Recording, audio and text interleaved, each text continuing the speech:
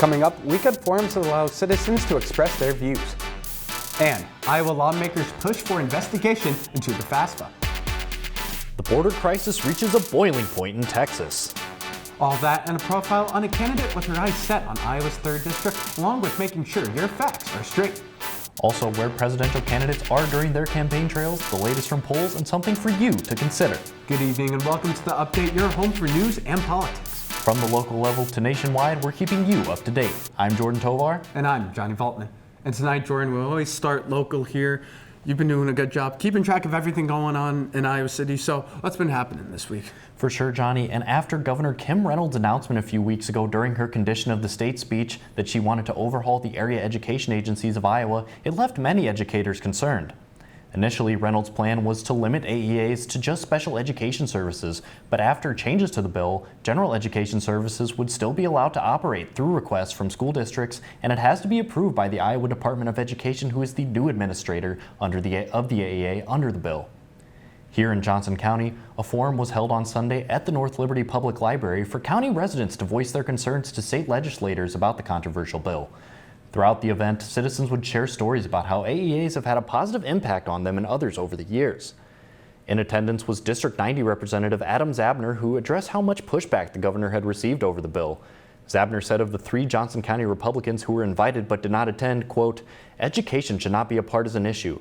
We should all believe in serving the Iowans we represent, and if you don't come to listen to the people, I don't know how you can represent them," unquote. The League of Women Voters of Johnson County held a forum last Saturday with county legislators over gun reform. Legislators shared gun education policy plans and their ideas on how they would make changes on gun control.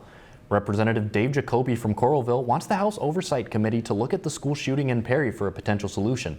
Senator Zach Walz, also from Coralville, introduced legislation that would reverse a bill that ended requirements for background checks and permits for the private sale of handguns. Senator Janice Weiner is drafting a red flag law bill that would allow people to ask for someone's firearms to be removed from them if they are seen as a threat to themselves or others. Certainly, lots of forums going on around the area on controversial issues, Johnny. Yes, Jordan, and people being able to make sure their voices are heard. And so we're going to send it now to Cara, who has more going on statewide. Thanks, Johnny. The state has been rife with education news this week. First off, the Biden administration came under fire for the FAFSA debacle at the end of last year that resulted in thousands of frustrated parents and students. The updated FAFSA, or Free Application for Federal Student Aid, was rolled out in December, but users were upset with the website's frequent crashes, limited availability, and long wait times. Now, federal lawmakers have written a letter requesting that the update's shaky debut be investigated, saying that the challenges negatively impacted students and may have discouraged some of them from pursuing post-secondary education altogether. This request has been supported by Iowa politicians like Senators Chuck Grassley and Joni Ernst, who both signed the letter. And the numbers are in for Iowa's school voucher system. Almost 17,000 students use the state's new educational savings account to pay for private school during the 2023-2024 school year, according to the Iowa Department of Education. The vouchers are made possible through the Students First Act, which was championed by Governor Kim Reynolds and provides state education funding for K-12 students who want to attend private schools. Over a third of the students who used vouchers this school year had never attended private schools before.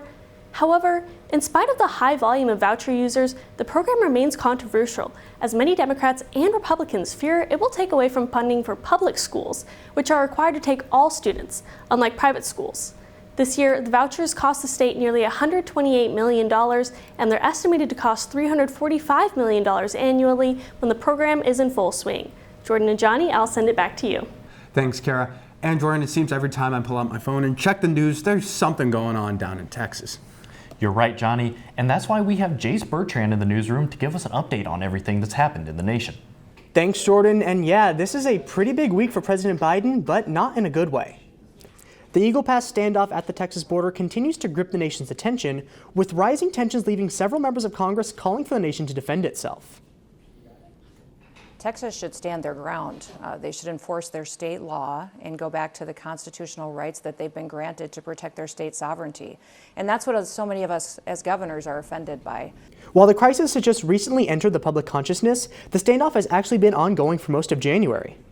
Starting on January 10th, the Texas National Guard began blocking federal Border Patrol agents from placing security equipment near the border.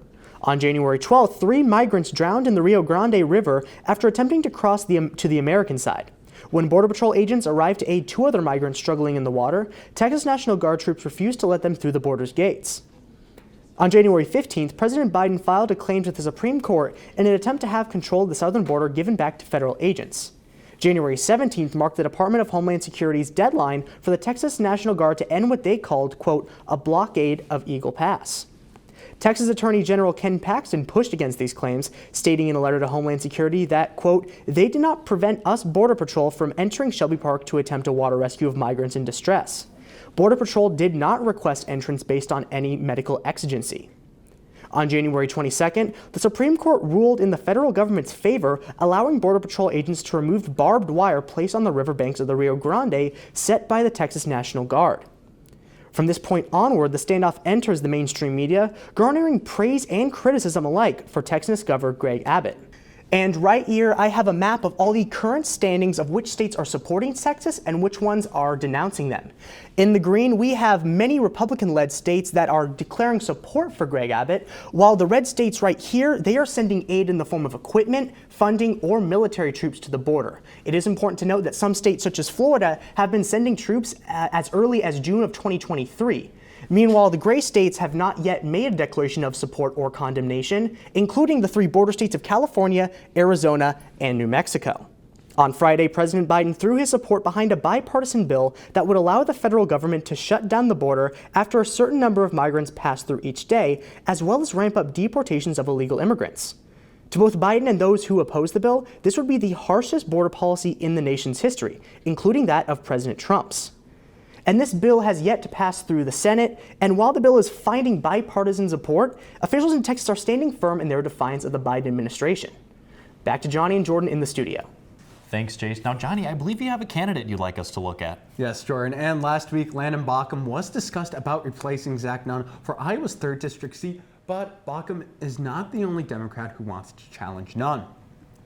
Melissa Vine will be contending against Baucom for the Democratic ticket in November's race.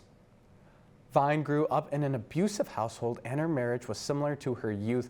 After splitting with her husband, Vine was penniless with 4 young boys and no prior job experience. She began working as a clerk at Hy-Vee along with attending school and earning a master's degree in social work. While in the field, she discovered that she wanted to help more people. Joining the nonprofit group The Beacon, a home and early prevention program for women and their children who are struggling, she wanted to change the systems that are causing harm, and that's what motivates her as she is now an executive director at the nonprofit. Vine wants to protect women's rights, including their choice of health care. Her approach to Washington is to come to office with empathy, responsibility, and determination. After hearing the stories of Iowans, she wants to bring those to the nation's capital. As of now, there are 3 candidates vying for Iowa's 3rd district seat. The Democratic primary will occur on June 4th and the general election on November 5th. And now, Jordan, while we still got some time for those campaigns, right now the presidential campaigns are still going on, and it's interesting to see with such a narrow field. Certainly, there's always so much going on within the candidates. You know, a couple people have dropped out recently, and I believe we have Cara with more campaign updates. Thanks, Jordan. Last week we reported on the winners of the New Hampshire primary, but this week we've got a more comprehensive report for you and what the results will mean going forward. Former President Donald Trump ended up beating former UN Ambassador Nikki Haley by 36,000 votes, gaining 12 delegates while Haley only earned 9. However, Haley says she's still forging ahead with her campaign in spite of this loss. Haley is skipping the upcoming primary in Nevada, where she's not on the party's ballot, but feeling optimistic about the primary in her home state, South Carolina, at the end of February. I don't think that necessarily has to be a win, but it certainly has to be better than what I did in New Hampshire, and it certainly has to be close. And so that's what we're focusing on. If we win, great. If not, we've got to show that we're continuing to narrow that margin along the way. Haley's campaign says it will spend up to $4 million on its first major ad buy in the state as she gears up to face Trump there. Meanwhile, Trump is working to appeal to union voters, and he'll be meeting with the members of the International Brotherhood of Teamsters today. The endorsement of this labor union could look good for Trump, but President Joe Biden has already clinched the support of some other big unions, including the United Auto Worker Union and the nation's largest union, the National Education Association. And Biden is also trying something new as he shifts into general election mode. The current president's campaign is currently attempting to organize a fundraiser hosted by Biden, former President Barack Obama, and former President Bill Clinton. This fundraiser is indicative of the all-hands-on-deck strategy the Democratic Party is using as they prepare for what many are expecting to be another Biden-Trump showdown in November. Details for the fundraiser have not yet been announced, but it's expected to take place sometime in the spring. Now, Jayce is in the newsroom to talk to us a little more about how Biden is making history.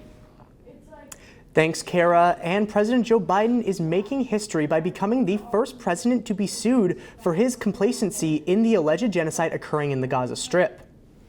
He would beat out Andrew Jackson in the Trail of Tears, the occupation of the Philippines under William McKinley, Franklin D. Roosevelt's refusal to take in Jewish immigrants during World War II, Jimmy Carter's alleged complacency during the Cambodian genocide, and Bill Clinton's alleged complacency during the Bosnian and Rwandan genocide. With no legal or political precedent, there's no telling what the consequences would be if Biden is found liable for the deaths of over 26,000 Palestinians.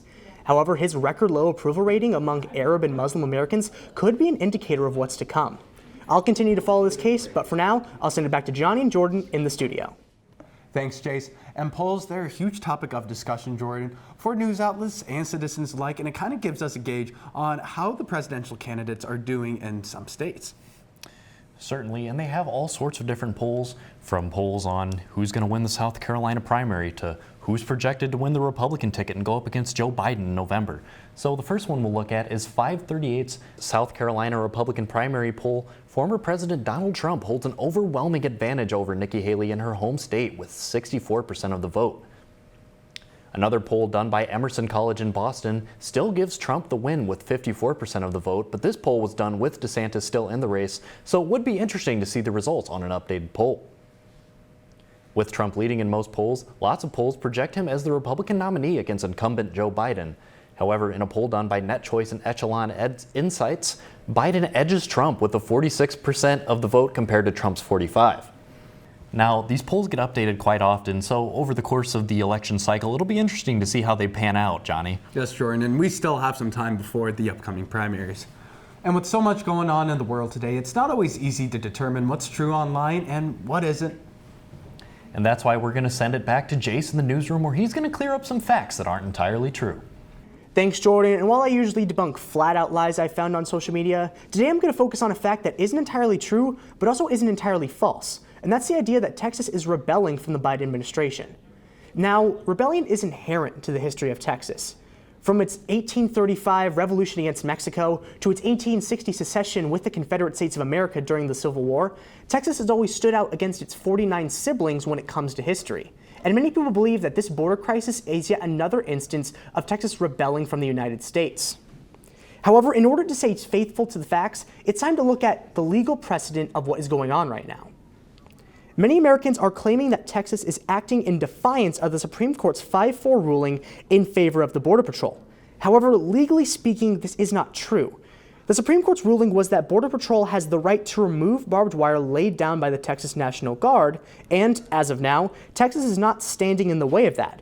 However, the ruling did not indicate that Texas wasn't allowed to place barbed wire along the Rio Grande, which they are doing as Border Patrol removes the previous fencing. At the same time, it is true that Texas is defying the federal government in spirit. The Biden administration has maintained its wish to keep barbed wire off the Rio Grande. So while Texas is not legally defying the government, Governor Greg Abbott is making it clear that he has no interest in following the president's orders. This is a highly tense time in the nation right now, and the situation won't be helped by claims or calls for secession or rebellion. The best way to keep emotions calm and to save lives is to stick to the facts, as unhelpful to a political cause as it may be.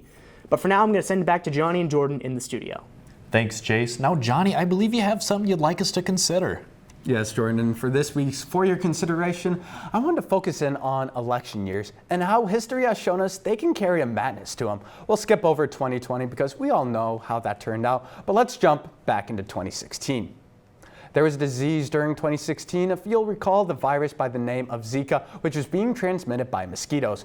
Brexit caused an economic scare across the world as England left the European Union. The opioid crisis here in America had its numbers rise and sadly took the musician Prince from us.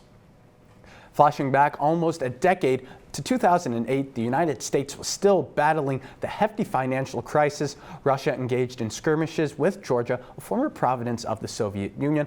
Along with that, the Northwest Passage became passable due to the solar ice cap losing mass due to a change in weather. You may be asking, what are you getting at, Johnny? Election years have seen worse. Abraham Lincoln, Franklin D. Roosevelt, and other sitting presidents have had to deal with wars while seeking re-election. What I'm getting at is that these similarities are interesting to put under a microscope. Seeing the similarities in previous times of trouble during an election year and how we came out of it. While the president is the commander-in-chief, it's the lawmakers in D.C. and other leaders across the world to reflect on the past and find the changes we need. While in the moment with wars, crises, and more going on, we need our leaders to step up and get it back under control. I believe that the definition of insanity is doing the same thing over and over again. And if we follow the trends that have been passing on through the years, we can call the country mad. Because if I have to watch another Kansas City Chiefs and 49ers Super Bowl again in 2028, I might actually go through with never watching the NFL again.